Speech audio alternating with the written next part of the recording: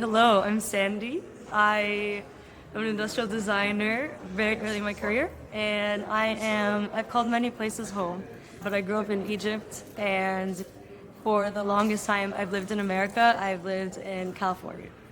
I'm Robert Crate. I'm a professor and designer and industrial designer focusing on experience design. I'm from Arizona originally, by way of New York, now LA. That's where I'm based for the last 20 years. I'm Brian Rurman, and I'm from Dallas, Texas, into innovation down there. I've been doing the voodoo here in the design community for about 40 years, and we just hit 20 years old on, you're young, whatever you want to call it, in our firm. I think I'm taking away a lot of things, but I think the biggest thing that's resonated with me is just reflecting on what it means to be a designer and to remember the human being at the center and to be that voice. Something that resonated was the whole being human is the greatest act of love, and that we're meant to be that voice for people in our organizations, and I think that's a beautiful thing.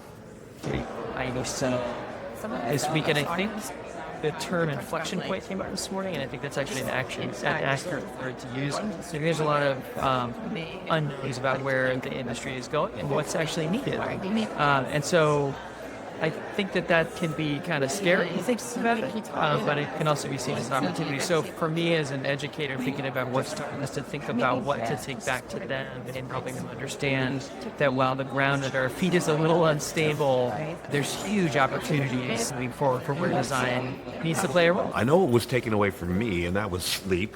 In fact, I heard last night that someone referred to IDSA as I don't sleep anymore. But what's fun about that is that the reason we're not sleeping was because we're too busy just talking about all the wonderful things that design is and will be. And obviously the conversation of AI, what do we do with it in our world? How do we make it applicable to what we do for others? And so I think what I'm taking away with the absence of sleep that I'm working on is the fact that we just got to keep staying up late at night, getting up real early, and keep doing what we do and change the world every way we can. Perfect.